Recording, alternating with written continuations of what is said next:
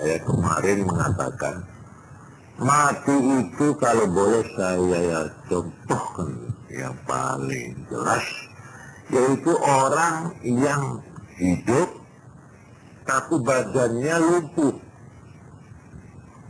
Dia punya tangan, tapi tangannya sudah tidak bisa digunakan lagi, digerakkan tidak bisa. Dan ini yang namanya mati tidak hanya 1, 2, 3 badan, sekubur badan sudah lumpuh, sudah tidak berfungsi lagi sudah.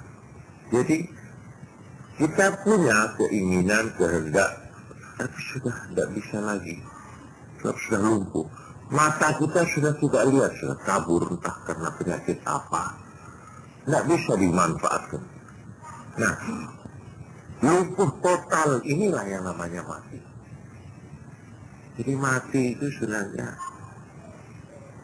putusnya roh ini dalam menggunakan anggota badan. Ini sudah tidak lagi. Itu namanya mati.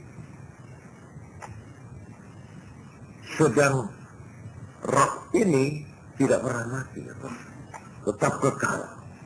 Ini berdasar Quran maupun berdasar hadis, seperti yang pernah saya baca, yaitu hadis yang mengatakan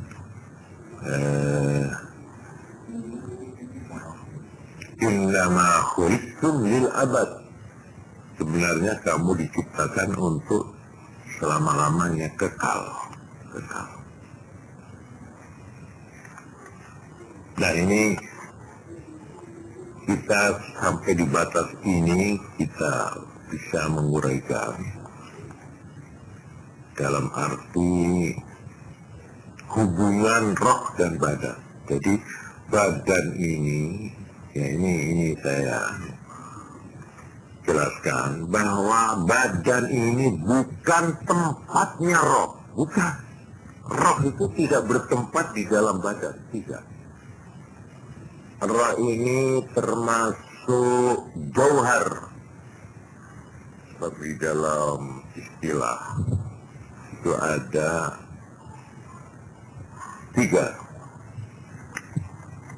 Benda-benda di alam ini tidak lepas dari 3 jenis. 1 yang namanya jauhar, yang kedua jisim, yang ketiga arad.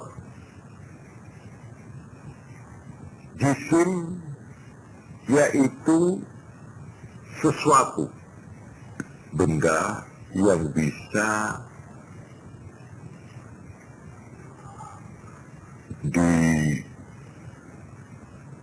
dibagi, disusun, ya, diurai,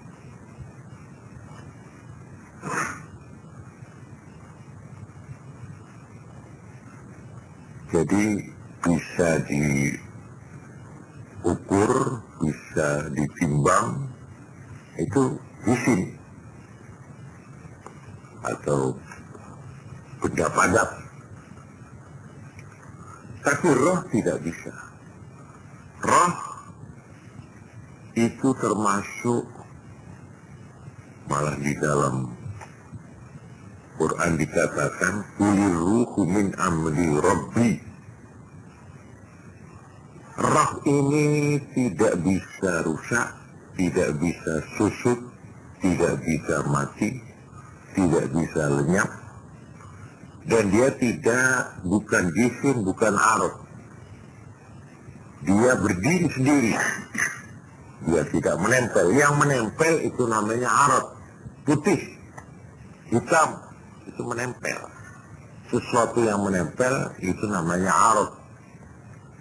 Sedang yang ditempeli namanya jisim. Nah, jauhar ini sesuatu yang berdiri sendiri. Ini saya kira bukan tempatnya saya di sini menguraikan panjang lebar hal ini. Tapi yang saya maksud bahwa roh itu, di mana letak roh dalam kedudukan jasmani ini? Ini yang jelas tidak di dalam. tidak menempat dia. Dia bebas.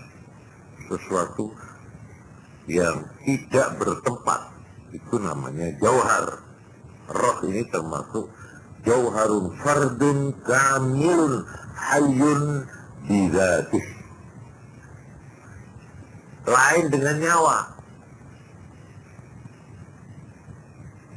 Nyawa atau roh kehidupan itu lain lagi. Itu roh ini fungsinya untuk langsung memberikan sebagai memberikan kehidupan pada aliran pada gerakan tubuh ini. Jadi kekuatan seperti lampu ya, yang menyala, yang namanya kita sebut hidup ini adalah cahaya lampu itu. Darah itu ibarat minyaknya dan seterusnya. Jadi ini lain, roh jas kehidupan atau nyawa ini bukan roh yang saya sebutkan tadi. Sebab kata-kata roh itu roh jahat itu lain lagi. Yang dimaksud roh jahat itu sifat yang disebut di dalam Al-Quran ammaratun bisu, atau kalau menurut istilah Indonesia hawa nafsu. Hawa nafsu itu sesuatu yang bersifat roh, artinya bersifat khas, yang abstrak, yang tidak bisa diraba, tidak bisa diwujudkan. Ini membicarakan soal ini. Jadi dengan gampangnya saja, apabila lampu yang namanya nyawa ini sudah tidak menyala, sudah mati, padam, maka itu namanya mati. Artinya berarti mati badan ini. Artinya kegiatan badan ini menjadi berakhir. Tapi yang bertanggung jawab, yang menerima perintah dari Allah, yang menerima agama, itu bukan nyawa ini hanya penggerak mesin gitu saja, tapi yang bertanggung jawab, yang berpikir, bercita-cita, berangan-angan, jahat, atau itu roh-roh yang tadi saya katakan kekal tadi itu, yang merupakan jauhar. Nah, ini saya batasi sekian sebagai mengulangi keterangan saya yang lalu. Tentunya ada yang kurang puas ya, karena kurang jelas. Sampai-sampai dikatakan bahwa roh kita, roh yang dimaksud yang kekal itu merupakan atau lebih dekat disebut jenis malaikat. Nah, inilah hebatnya manusia. Manusia ini mempunyai susunan konstruksi yang terdiri dari macam-macam unsur. Unsur malaikat ada, yaitu roh tadi. Jadi roh itu sebenarnya alamnya bukan di sini. Dia di sini, dia orang asing di bumi. Dia itu di alam sana. Alamnya roh itu adalah alam malaikat, alam gaib. Itulah rumah aslinya. Karena itu dikatakan kalau orang mati itu pulang kembali. Inna lillahi wa inna ilaihi raji'un. Berpulang. Yang pulang itu ininya apa? Rohnya ini pulang ke alamnya. Dan roh yang baik, yang berhasil diuji selama di sini, dia itu diambil, ditaruh di sini, diberi kendaraan namanya badan. Ayo, gunakan ini. Sampai di mana kemampuanmu? Sudah selesai, ayo kembalikan. Kalau dia bertugas baik, dia gembira, merasa bebas ya.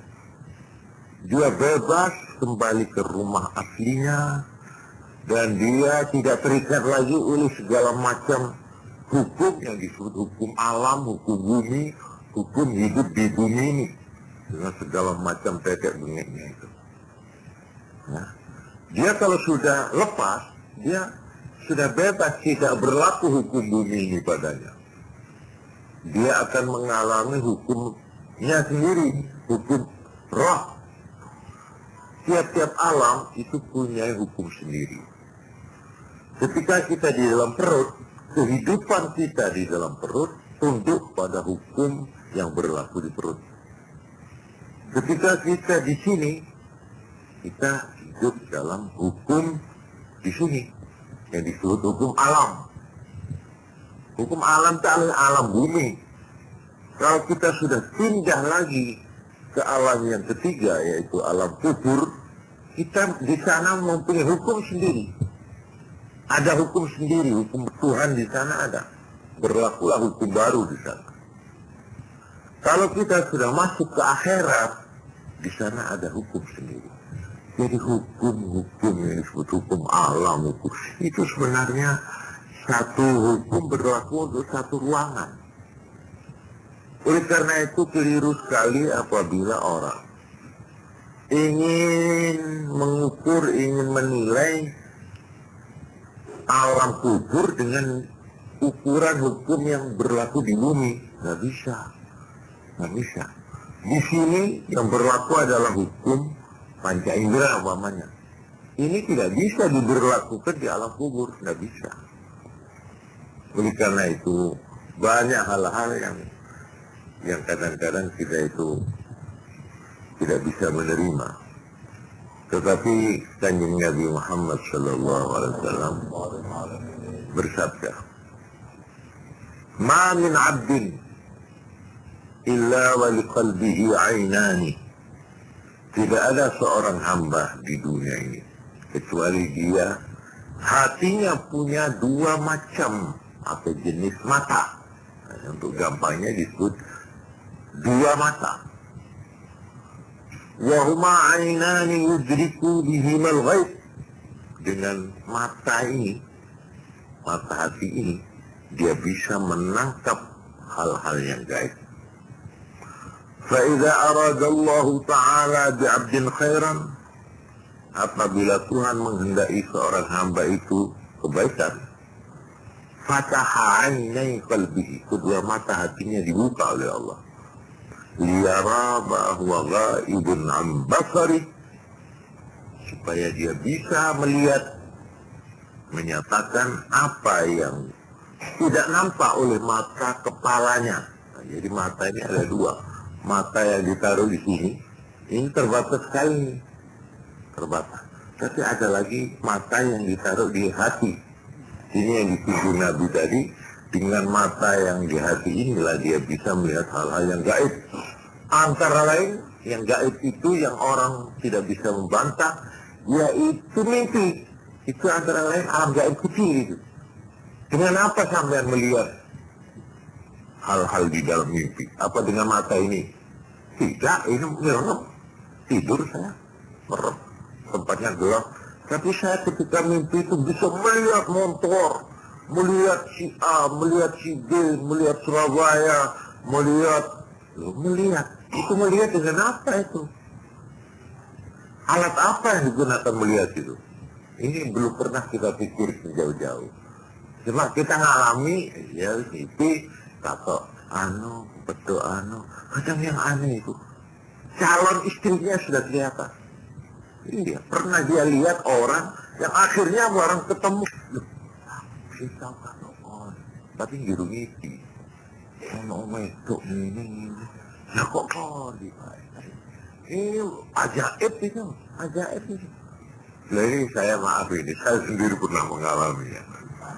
Saya ini terus terang sebelum saya melihat rumah Tulungagung yang tempat mertua saya ini, saya pernah hadir di sana, tapi dengan mimpi. Masih Joko saya. Jadi ketika saya masuk terus, Masya Allah, saya hampir tidak percaya.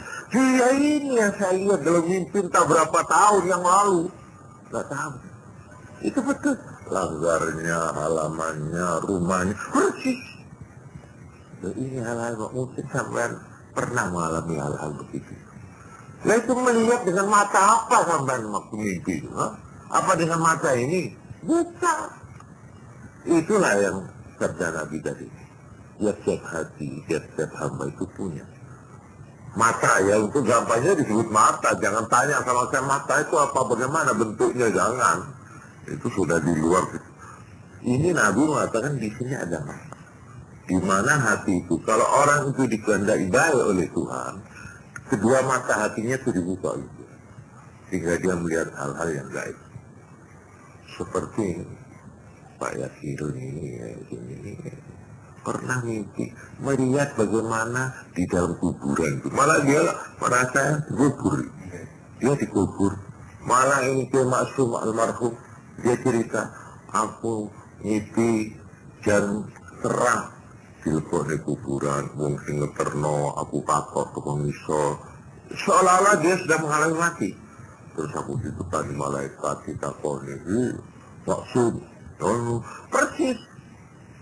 Nah ini termasuk orang yang baik. Jadi rohnya itu sudah dibuka oleh Allah.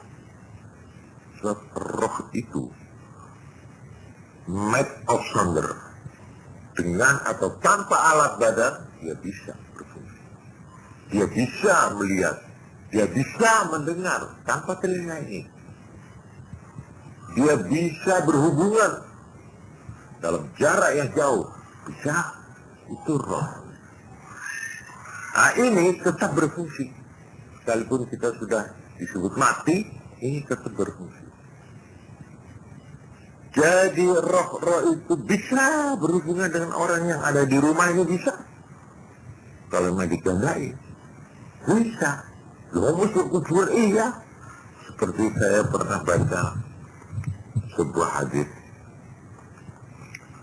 Kanjeng Nabi Muhammad sallallahu alaihi wasallam itu sesudah perang Badar, sesudah 3 hari,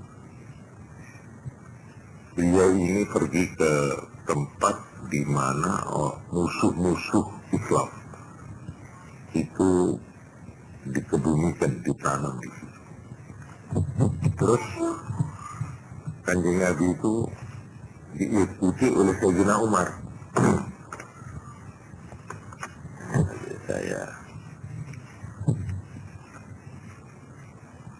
Ini beliau berbicara dengan mereka yang sudah di dalam kuburan itu. Nah, ini. An Anas ibn Malik radhiyallahu anhu anna Rasulullah sallallahu alaihi wasallam taraka qatla Badrin salasan. Dari sahabat Anas bin Malik bahwa Nabi meninggalkan orang-orang yang gugur di perang Badar 3 hari. Summa atahum, kemudian datang Nabi ke kuburan. Faqama alaihim, berdiri di muka kuburan musuhnya ini. Fanadahum, terus beliau memanggil-manggil. Malah ini disebutkan. 1. Faqala ya Aba Jahal ibn Hisham. Abu Jahal musuh besar itu. Itu mati ditanam di situ. Dipanggil oleh Nabi. Hei Abu Jahal bin Hisham. Ya Umayyah ibn Khalaf. Ini nama musuhnya juga ini. Ya Utbah ibn Rabi'ah. 3 orang. Ya Syaibah ibn Rabi'ah. 4. Dan 4 orang ini memang tokoh-tokoh yang berat ini dari musuh-musuh Nabi yang mati di dalam perang Badar. Alaysa qad wajadtum ma wa'ada rabbukum haqqan? Nabi tanya. Saudara-saudara, katanya dia. Ya, apakah janji Tuhan sudah kamu buktikan sekarang? Fa inni qad wajadtu ma wa'ada rabbi haqqan. Saya sendiri di sini sudah menemukan apa yang dijanjikan Tuhan. Itu kemenangan dan sebagainya.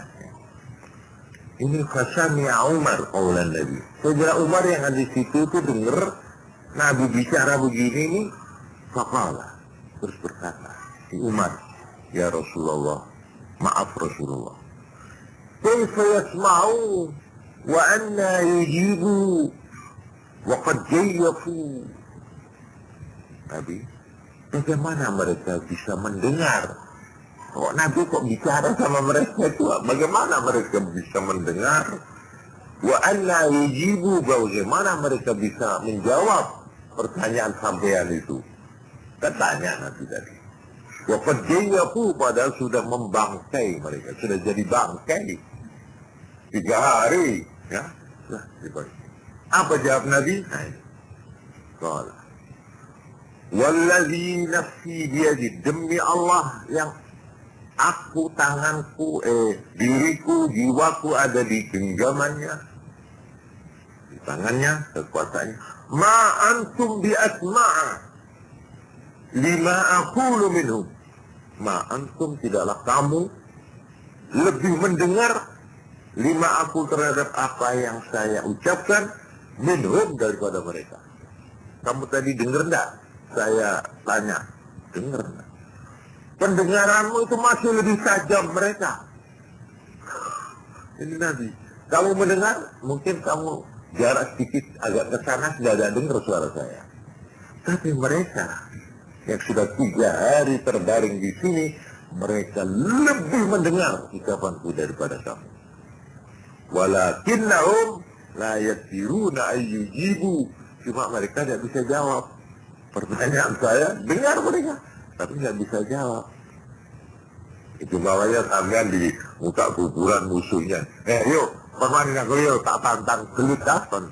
Dengar dia, tapi dia nggak bisa jawab. Tapi dia jawab, iya kan, nanti ngaku dikit. Iya, dengar. Dan ini yang harus dicatat, ini berlaku pada orang kafir. Ini orang kafir ini. Ya Aba Jahal, ini. Ya Aba Jahal, ya Umayyah, ya Utbah, ya Syaibah. Ini nama orang kafir. Ini Nabi bicara. Olehnya orang itu dikatakan oleh Nabi, "Idza hadartumul maridha awil mayyita faqulu khairan." Kalau kamu hadir mendatangi orang yang sakit, awil mayyit, atau orang mati. Jadi kalau kita ke kuburan atau ada orang mati, jangan berkata yang jelek-jelek. Faqulu khairan, maka berkatalah yang baik. Ada orang mati keluarga kita di sini. Jangan di sini ini ada omong-omongan tidak karu-karuan. Omong sinapi. Paling-paling yang dulu, Allah mesti arwah Allah. Kenapa? Fa'innal malaikata yu'amminuna ala ma taqulun. Karena malaikat yang hadir mengamini apa yang kamu ucapkan. Ini rawahu Muslim. Jadi kalau ada orang mati atau orang sakit parah, ya, nemen sakit, jangan omong rusuh, apalagi main dadu. Ayo timbang kesel ngono ayo. Krek. Wah, itu ndak ilok banget. Mbok gitu lah, dolan main gitu. Tapi penting sedek sakit parah yang menghadapi mati, kasihan. Tapi kalau sampai baca yasin, baca selawat, atau apalah doa, ya Tuhan, ampunilah, ringankanlah bebannya Allah. Itu malaikat yang hadir mengamini, amin. Ini kalau kita percaya kepada ucapan Nabi. Nabi yang mengucapkan ini, an Ummi Salamah, dari ibu Ummu Salamah itu istri Nabi. Ummu Salamah itu istri Nabi, dan ini hadis sudah dikoreksi, rawahu Muslim, dianggap sahih, benar. Nah inilah, bahwa roh yang sudah di alam kubur itu bisa masih punya kontak dengan kita. Oleh karena itu Kanjeng Nabi memerintahkan kalau kita itu hadir ke kuburan, dikenal atau tidak dikenal, ucapkanlah salam. Itu hadis sahih. Nabi mengajari, Assalamualaikum diyara qaumin mu'minin inna bikum insyaallahu lalahikun nas'alullahi walakumul afiyah. Ini ajaran Nabi. Sahabat-sahabat yang akan pergi kuburan diburui. Kalau nang kuburan ulo salam ini, ya. Assalamualaikum diyara qaumin mu'minin, penduduk rumah atau tempat-tempat tinggalnya orang mukmin, ya kuburan itu. Inna kami ini insya Allah apabila sudah dikehendaki oleh Allah bikum padamu lalahikun bakal menyusul, pasti menyusul. Terus doanya nas'alullaha lana walakumul afiyah. Kami mohon mudah-mudahan selamat bagi kami dan bagi tuan-tuan. Ini ajaran Nabi ini. Dan kalau kita diperintah oleh Nabi untuk mengucapkan salam, itu artinya dia dengar enggak ini? Kalau tidak dengar, buat apa kita diperintah? Nah ini seperti, jangankan orang Islam, orang kafir dengar. Nabi bicara dengan orang kafir ini. Hadis dari Anas bin Malik, rawahul Bukhari wa Muslim, wal lafzu li Muslim. Ini dua gembong, hadisnya banyak. Bukhari juga, Muslim juga punya. Jadi adanya kontak, jadi tidak sia-sia. Karena itu sunat orang ziarah kubur itu. Dan orang itu tahu. Di dalam sebuah hadis diterangkan, apabila orang yang mengantarkan itu sudah pulang, maka suara terompahnya atau sandal atau sepatunya orang yang mengantar itu didengar oleh mereka yang kita antarkan itu. Di dalam dengar, bismillah, ada ini, ya susu nih, iya, pulang.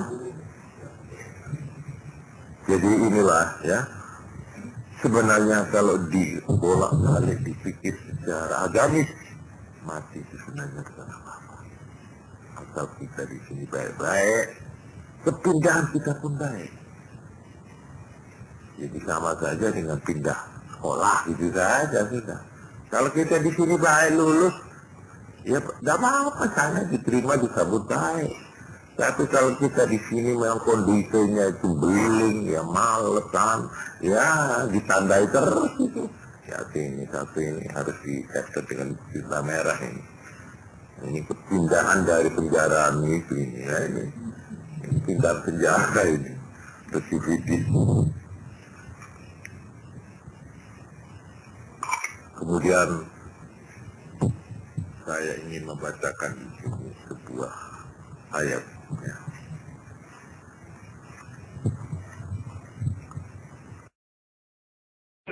Orang-orang yang sebelum agama itu macam-macam pendapatnya. Ada yang menggunakan nalar dan pikiran secara teoritis, ada yang macam-macam lah, sehingga pada garis besarnya ada 3 sampai pendapat yang besar mengenai 3 pandangan ya, tentang bagaimana kelanjutan orang yang disebut mati itu. Orang yang tidak beragama, orang yang tidak percaya kepada Tuhan dan tidak percaya kepada hari kiamat, yaitu hari orang dibangkitkan kembali dari alam kubur, itu mereka mengatakan bahwa mati itu artinya ya sudah habis riwayat ini, sudah ibarat wayang masuk kotak, sudah habis, cerita tamat. Berarti manusia, binatang, tumbuh-tumbuhan sama saja. Kalau sudah mati ya sudah. Wassalam. Tidak ada lagi sudah kelanjutan. Ini orang yang tidak beriman. Jadi omong kosong itu.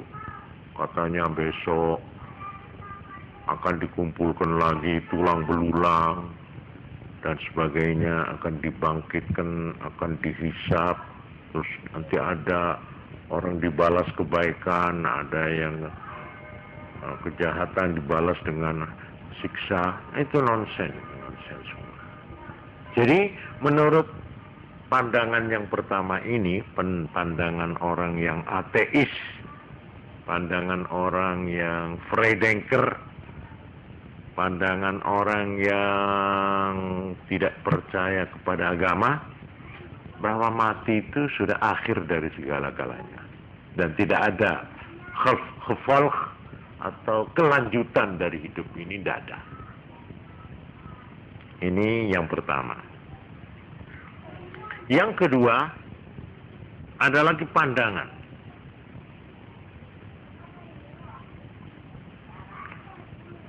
yang mengatakan bahwa mati dalam arti selama kita berada di kuburan, itu kita tidak mengalami apa-apa. Mati ya sudah, habis. Jadi selama di kuburan kita juga tidak merasa senang, tapi juga tidak merasa susah. Kita tidak diberi pahala, juga tidak diberi siksa. Jadi kita mati, ya sudah, ini merupakan istirahat gitulah katakan ya, ngasuh. Ya, ini merupakan apa itu namanya?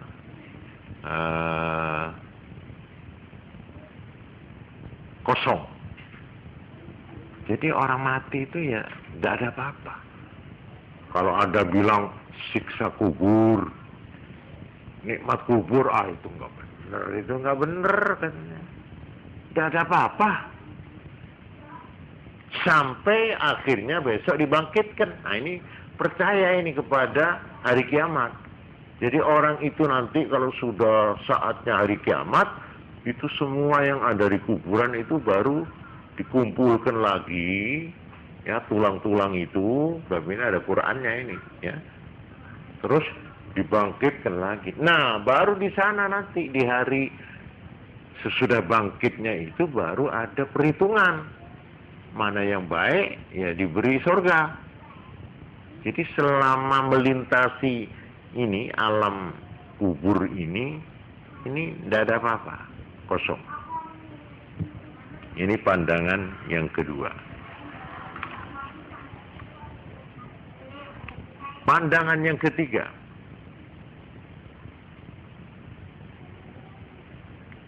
ada yang berpendapat bahwa badan manusia ini menjadi yang dua, satu roh, satu badan jasmani atau badan fisik. Nah ini katanya pendapat pandangan yang ketiga, kalau orang itu mati, yang mati itu ini, yang badan jasmani ini yang mati.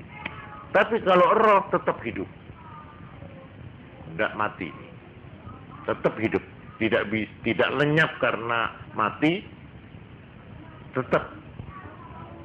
Nah, kemudian di dalam kubur ini nanti ada yang namanya siksa atau pahala. Nah, yang disiksa itu ini, yang rohnya ini. Badan sudah tidak. Ini pandangan yang ketiga, ada itu siksaan, ada itu kenikmatan kubur, tapi yang nikmat dan disiksa itu hanya roh. Roh tok. Badan tidak. Badan sudah jadi abu, sudah tidak berfungsi lagi. Nah, ini pandangan yang ketiga. Jadi semua pengalaman-pengalaman di kuburan itu yang disebut alam barzakh. barzakh. Itu ejaannya ya. Barzakh. Z, zai, kho.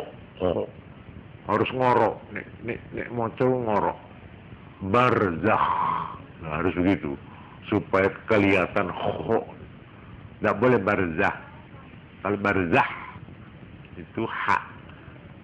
Nah, ini hanya sekedar ya. Barzakh itu artinya alam pemisah. Jadi ada dua alam yang di tengah ini namanya barzakh. Alam bumi sekarang ini dunia, lalu nanti di sana di seberang sana itu alam akhirat. Nah, antara akhirat dan dunia ini namanya barzakh, yaitu selama di kuburan itu namanya barzakh. Jadi alam antara gitulah ya, alam antara, alam dunia, alam antara, lalu alam akhirat. Sebenarnya dunia itu artinya dunia itu yang terdekat. Kata-kata dunia itu terdekat. Akhirat itu terakhir. Itu sebenarnya memang bahasa yang dinamakan dunia ya yang terdekat yang ada pada di muka hidung kita ini ya. Lalu akhirat kehidupan yang terakhir. Jadi dengan menyebut akhirat itu artinya orang itu percaya bahwa hidup ini masih bersambung, yaitu melewati hidup dunia ini dunia, lalu hidup sesudah mati yang disebut barzakh, alam barzakh, lalu nanti dibangkitkan lagi yang namanya akhirat. Jadi ini perjalanan manusia ini tiga ini, mau tidak mau ya, percaya atau tidak percaya, semua manusia tanpa kecuali akan melalui ini, melalui kelanjutan perjalanan hidup. Nah, ini pendapat yang ketiga. Selama kita di barzakh alam ini, alam kubur ini yang disiksa atau yang enak dan tidak enak itu cuma roh toh, badan tidak. Ini pendapat yang ketiga. Lalu pendapat yang berdasar atas ayat-ayat dan hadis ya. Ini yang justru yang keempat. Sebenarnya orang harus lebih dulu menjawab pertanyaan, yaitu yang dinamakan atau yang diartikan mati itu apa? Jadi pengertian mati itu apa? Nah, ini saya kemukakan jawaban yang keempat, pandangan yang keempat, bahwa mati itu sebenarnya perubahan kondisi, titik. Itu mati. Perubahan kondisi. Itu mati. Bagaimana kondisi? Ya, begini, bahwa roh itu tidak mati, tetap kekal. Betul. Jadi, katakanlah ini badan jasmani, ini roh, katakanlah menempel atau masih hubungan.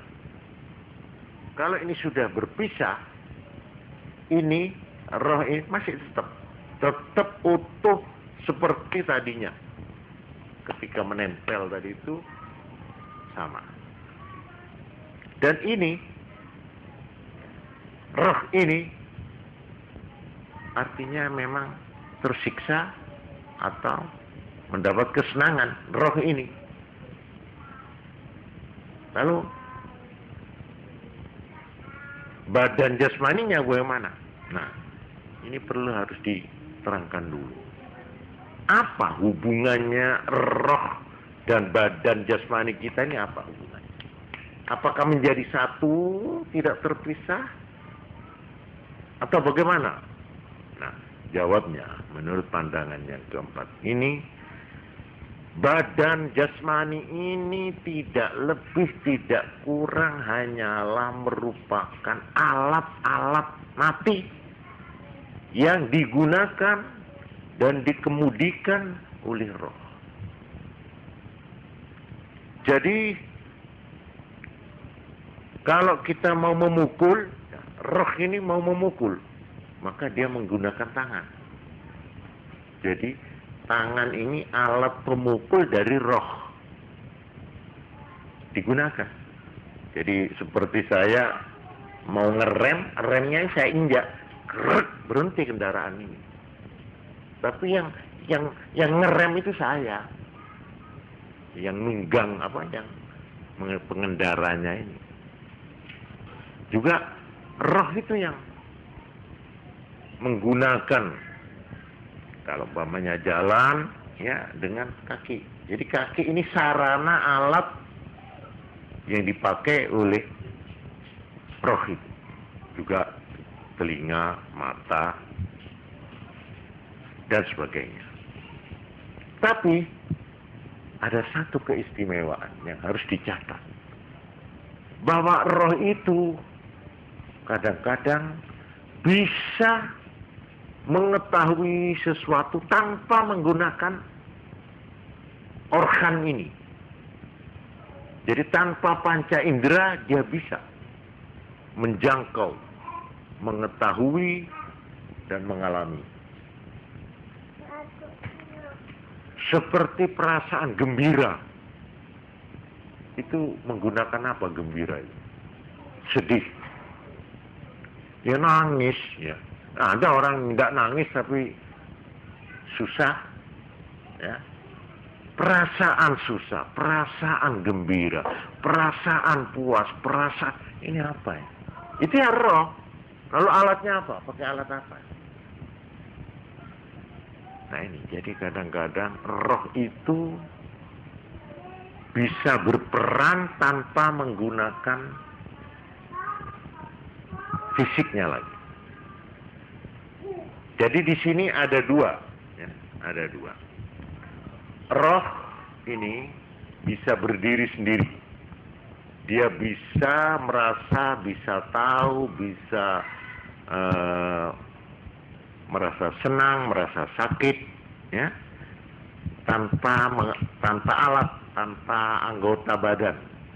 Lalu yang kedua, melewati badan, ya, mau makan, mau mengambil, itu dengan tangan. Nah, yang namanya mati itu justru si roh ini sudah tidak lagi bisa menggerakkan dan menggunakan alat yang berupa anggota tubuh manusia ini. Jadi untuk jelasnya, dengan cara yang gampang aja, seperti orang lumpuh, ya, tangannya ini lumpuh. Apa itu lumpuh? Cimpi apa? Lumpuh ya. Saya ingin menggerakkan, tapi sudah tidak bisa sudah. Kita gerakkan tidak bisa ini, sudah lumpuh. Nah, mati itu lumpuh total. Jadi seluruh badan ini sudah tidak bisa lagi digerakkan oleh roh. Roh itu tahu badannya ini ada, tapi dia sudah tidak mampu menggerakkan. Persis orang lumpuh total. Jadi orang kalau sudah lumpuh total itu bagaimana? Ini sudah tidak bisa digerakkan. Malah mata udah bisa melek sudah, umpamanya. Tapi masih ada kesadaran, itu ada. Nah itu sudah tidak lagi menjalankan keinginan dan perintah roh. Itu namanya mati. Kemudian ini satu. Jadi roh ini sudah tidak bisa menggunakan, lumpuh sudah. Yang kedua, dalam pada itu ini tetap merasa. tetap sadar, tetap berpikir, tetap merasa senang, tetap merasa susah tanpa menggunakan alat ini. Nah, inilah di alam barzakh. Jadi orang di alam barzakh itu tersiksa, senang, susah, dialami terus karena ini tetap fungsinya. Tetap dia itu tidak mati, tidak berubah ini. Cuma dia tidak bisa menggunakan lagi alat yang namanya badan jasmani ini. Cuma itu saja. Nah, inilah menurut penilaian ya, menurut pandangan yang keempat, bahwa nanti roh ini suatu waktu dikembalikan lagi kepada badan jasmaninya, artinya bisa berfungsi lagi, itu bisa saja itu terjadi. Yaitu umpamanya ketika pertama kali orang ditanam di kubur, itu badan jasmaninya itu digunakan lagi.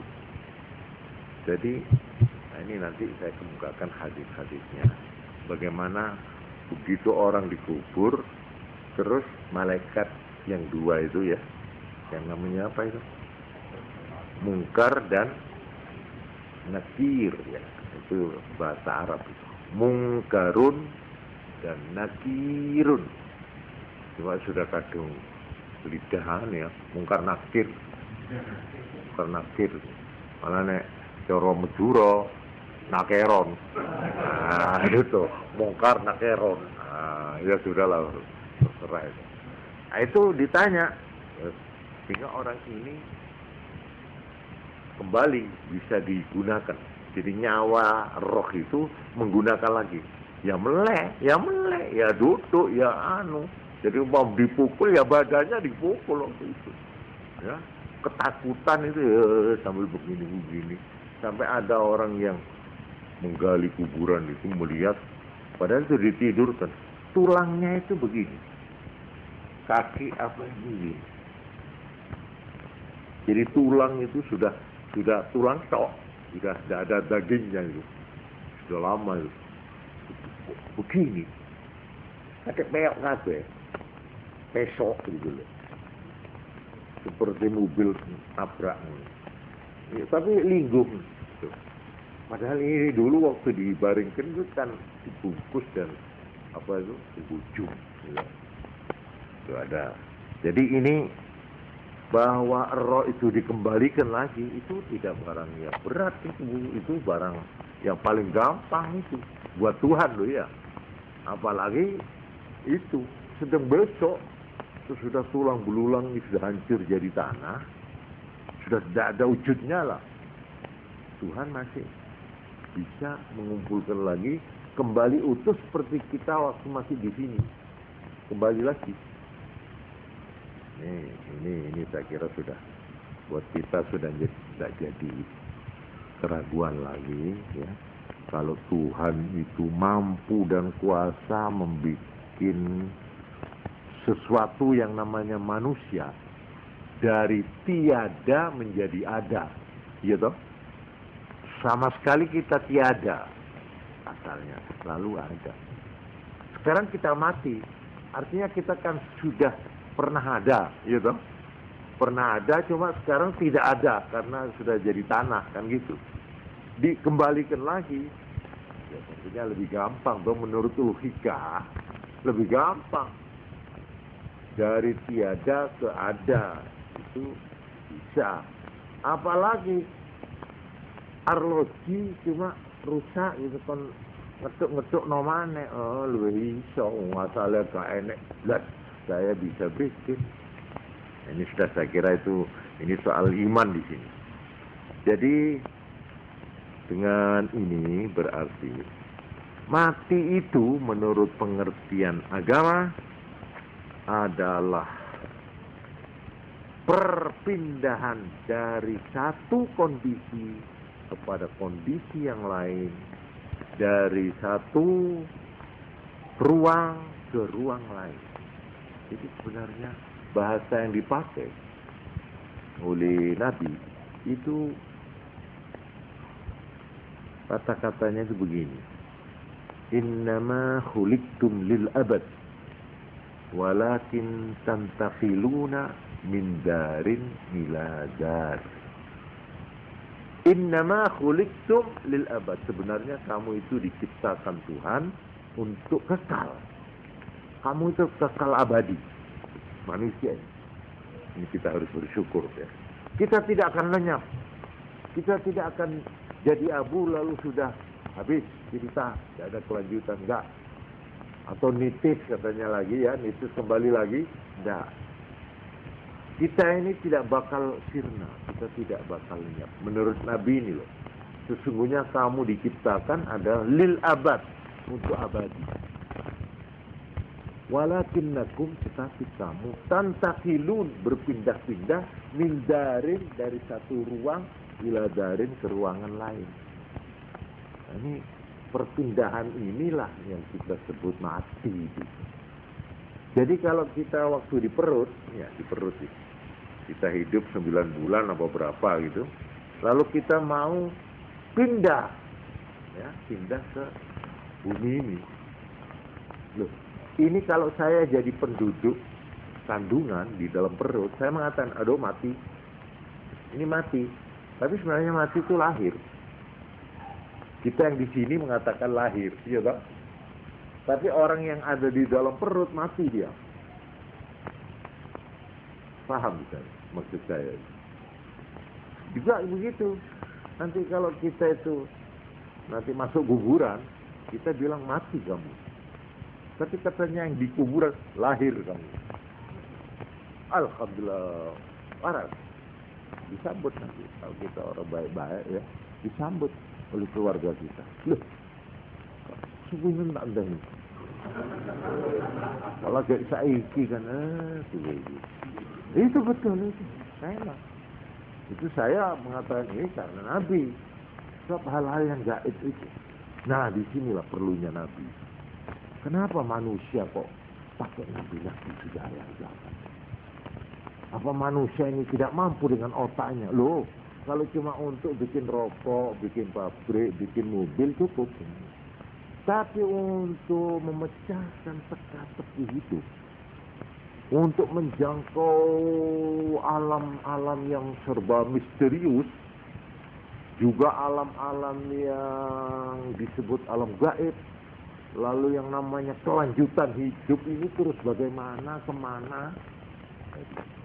Kalau cuma ngendelno ini saja, itu sebabnya Tuhan menumpahkan rahmat dan kasih sayangnya kepada kita dengan mengirim utusan yang namanya Rasul atau Nabi itu.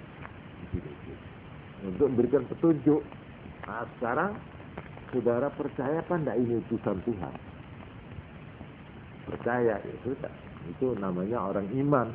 Enggak percaya, ya sudah, enggak apa-apa enggak itu. Tapi sama saja efeknya ini. Resultatnya sama, hasilnya sama. Percaya atau tidak percaya sama. Sama apa? Sama-sama akan mengalami. Nanti kalau mati, yang tidak percaya, ya apa kamu? Ini loh, mungkar nakeron itu. Yang katanya anak-anak pondok nakeron yang kamu dulu ejek itu loh. Ini nakeron. Nah, ini orang yang tidak percaya, pasti ketemu nakeron itu. Jadi percaya tidak percaya hasilnya sama gitu loh. Nah, sudah. Neraka percaya tidak percaya, percaya tidak percaya mesti mengalami sama saja. Ya podo-podo percaya tidak percaya ya mesti ono mesti ya lebih baik percaya aja loh. Ini lebih selamat ini. Nah inilah bedanya mukmin dan tidak mukmin. Ya. Jadi sekali lagi mati dalam bahasa agama itu sebenarnya pengertian mati adalah perpindahan dari satu kondisi kepada kondisi yang lain. Karena itu apabila ada orang mengatakan saya mimpi ketemu ayah atau ketemu teman saya yang sudah mati, yang kita lihat di dalam mimpi itu persis rupanya, malah pakai bajunya yang dulu beli bersama saya itu, ini anunya itu masih ada itu, andeng-andengnya itu ya ada, persis sudah plek rupanya. Loh, itu timbul pertanyaan, itu apa itu? Plek. Kalau kita katakan fisik, terang bukan itu, bukan badan itu, ya. Dalam mimpi kok itu. Tapi kalau dikatakan roh, loh, tapi tangannya ya itu persis. Malah aku sih tato, ini rodok bengkong siti umpamanya itu ya, persis kok, persis barengannya kok. Kulitnya ya seperti kulitnya waktu hidup itu. Nah, inilah yang di dalam bahasanya orang-orang itu disebut alam misal, alam misal. Alam misal itu alam antara alam roh dan alam badan. Lebih tipis dari fisik badan, lebih tebal dari roh. Sebab roh itu tidak kelihatan, ya, sama sekali tidak punya wujud jegrek. Ya. Fisik itu harusnya punya bentuk. Oleh karena itu kadang-kadang ada orang yang dikatoni melek itu ada itu. Ada ini pengalaman, ya. Perkara sampean percaya tidak percaya terserah. Tapi yang mengalami itu pernah mengalami betul. Jadi orangnya sudah mati terus hidup-hidup ada ayahnya itu kelihatan. Buka lemari apa ini, malah kakak saya itu. Kakak saya Abdullah Siddiq itu. Ini putranya 3 orang. 2 orang yang lihat ayahnya ini. Tapi waktu akan dipegang tidak ada. Yo hawa. Nah itu ada. Itu namanya memang bukan badan itu. Tapi kelihatan, bisa terpantul kelihatan. Jadi seperti fisik tapi tidak bisa disentuh, dipegang. Nah itu namanya alam misal. Alam misal seperti malaikat yang mengambil bentuk manusia, yang di dalam Quran diterangkan pada waktu ibu, ya, Maria itu gadis yang di dalam kamar terus dia itu di tempat ibadah itu didatangi orang ganteng laki, dia mundur. Kalau kamu takwa, takut pada Tuhan, menyingkirlah. Aku bukan orang, pokoknya saya ini orang baik-baik.